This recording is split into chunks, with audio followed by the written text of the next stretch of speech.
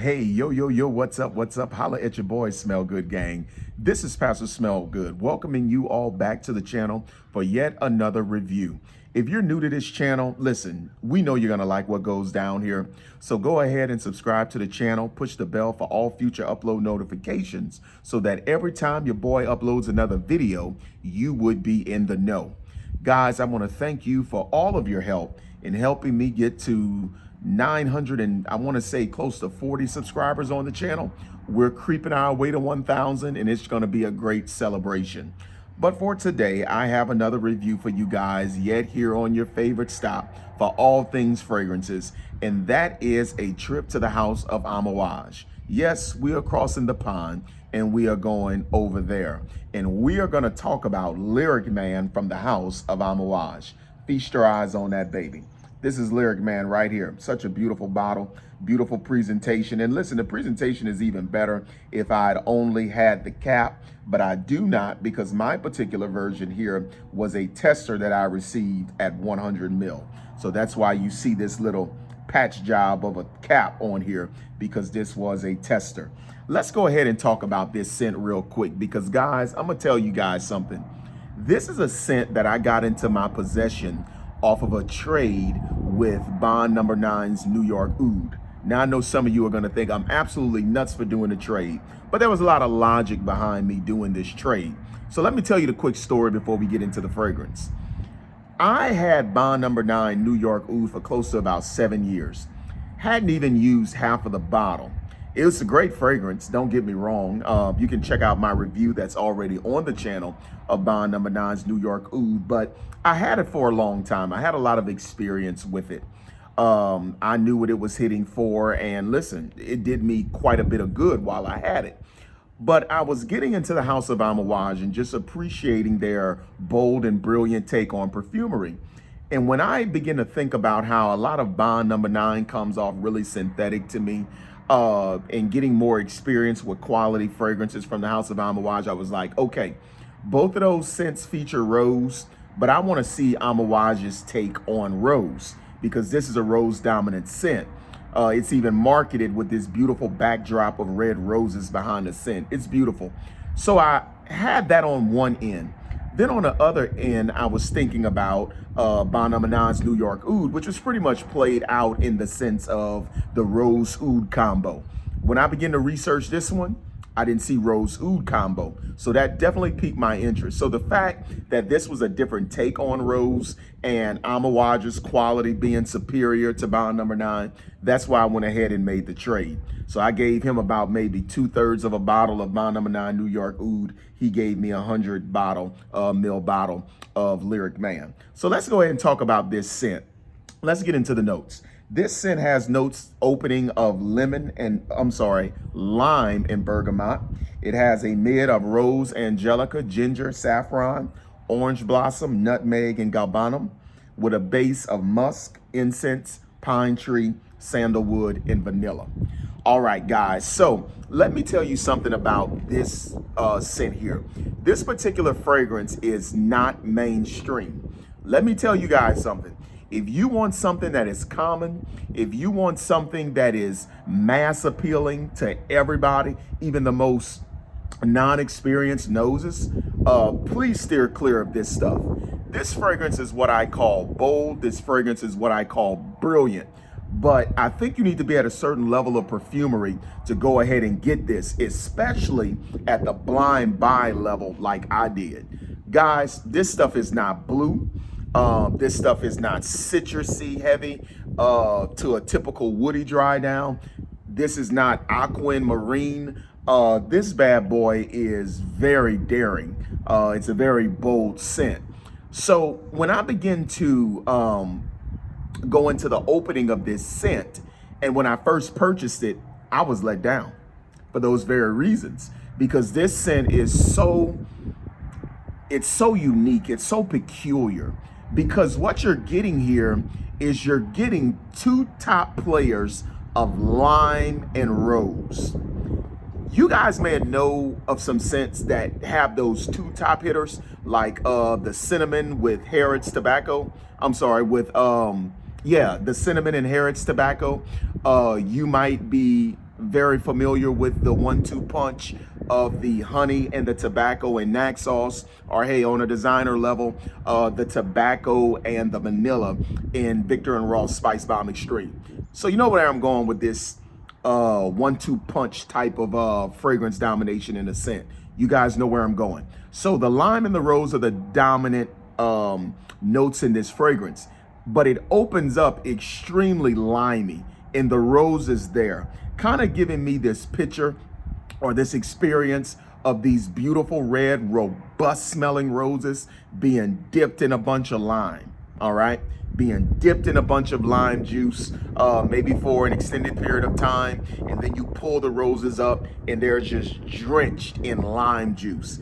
That's what you get in the opening, and that's gonna turn most people off. I'm telling you right now, that is gonna turn most people off, because guess what?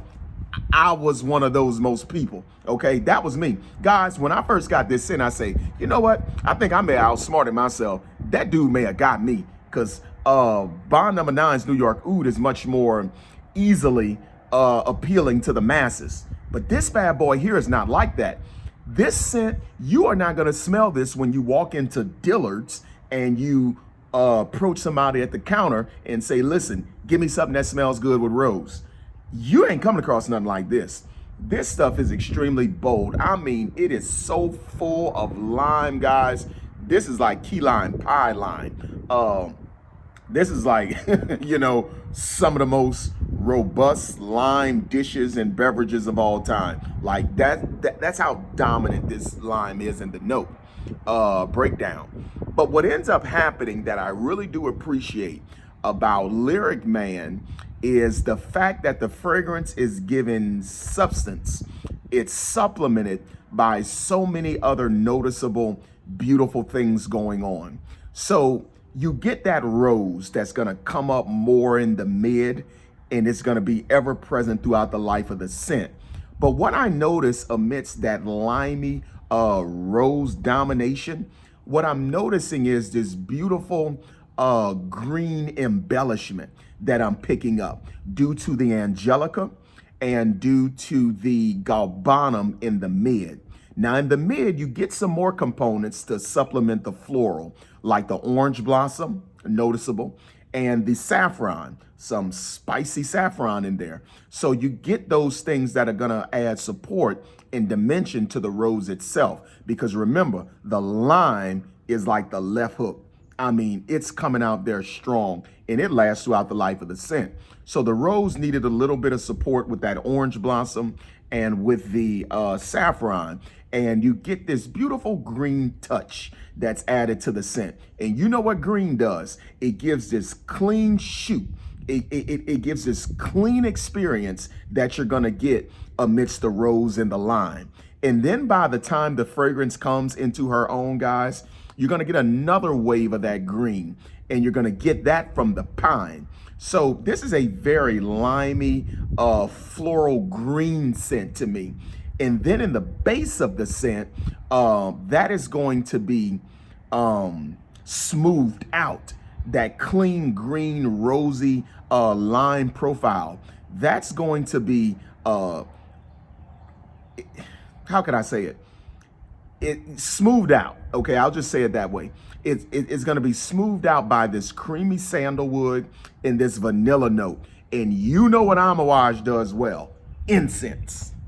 You're going to get this beautiful, smoky, antiquated smelling, almost churchy smelling incense note that's going to pop out. And it is just absolutely beautiful. There's some powdery musk in there, but that's not as dominant as the incense, the sandalwood, and the vanilla for me. It gives a little bit of powderiness to it, but it's not doing too much of that. But guys, when you put all of this stuff together, you're going to get a beautiful limey, rosy, clean, incensey scent, if that's the best way I can describe it.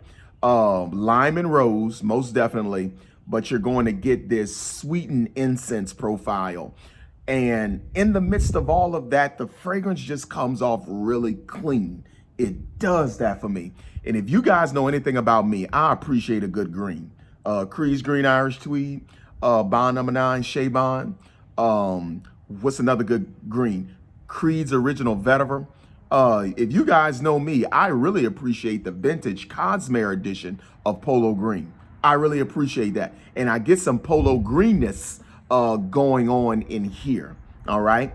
I get a little touch of Prada Blacks, Prada Luna Rosa Black with that Angelica greenness that shoots through that one. I'm definitely picking that up in this particular scent, guys. OMG. Listen, this fragrance is not going to be something that the masses will love on first sniff.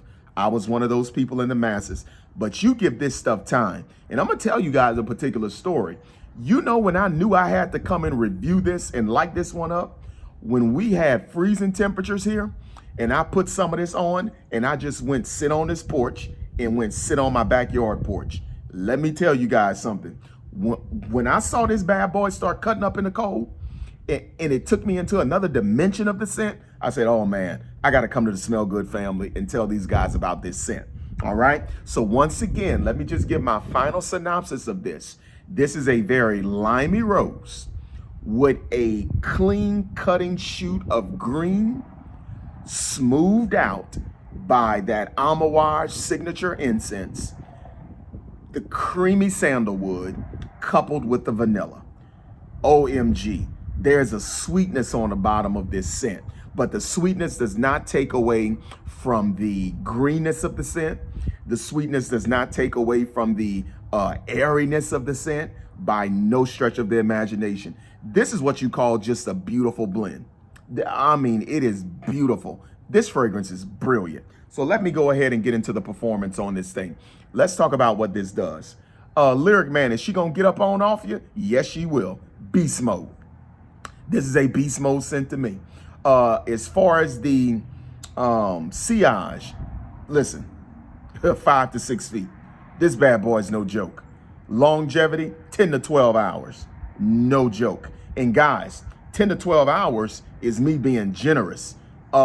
This scent can get up to 14 and 16, depending on how much you spray, all right? But I have never sprayed this scent more than, let's say, 5 or 6 times, okay? And I mean like pop, pop, pop, pop, and then one on the head. Like, I'm serious. That's the most I do. And at that point, I'm still like 10 to 12 hours. So if I would have put some of my more liberal fragrance applications on, 14, 16 hours, like it ain't nobody's business. This bad boy is tough. As far as the compliment factor, do I get a lot of compliments on it? Nope, and that's all right. Because you know why? I pay for this stuff for me, not everybody else. All right? Fellas, listen at your big bro. When you go to work every day and you work your job, and if you anything like me with 5 or 6 jobs, let me tell you something. You spend your money on what you enjoy. Scratch them other folks. I mean, now, we're not trying to just go out here and just be turds and offend people. But at the end of the day, it's a free country over here in the States. And we spray what we want based on what we like. I don't get too much attraction with this, but that is fine with me. All right? Compliments factor, there ain't all this, that, and the other. What would I wear this for? I want to wear this for my more serious moments. Let's say semi-casual. Semi-formal and formal. Suit and tie, oh, you winning. You winning. Button down, pair of jeans, sports coat, you're winning. This stuff is going to work for you, fellas. I am an extreme fan of this scent. And if I had to rate this scent out of my 5-star test, listen, I've come a long way with this. This is 5 out of 5. It's the brilliance of the scent. It's the boldness of the scent that does it for me. I don't know who's done this one. If y'all know who's done it, please tell me.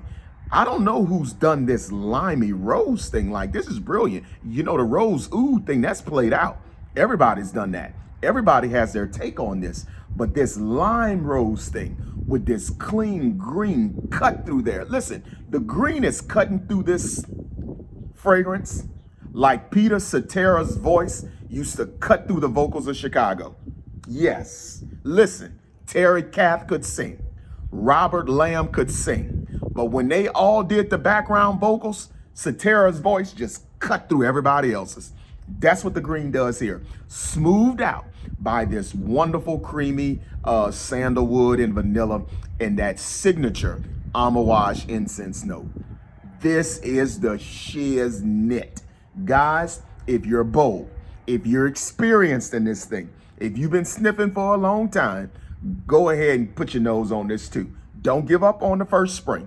Don't give up on the first couple of wearings. Get it in various circumstances, and then come back and tell your big bro what you think.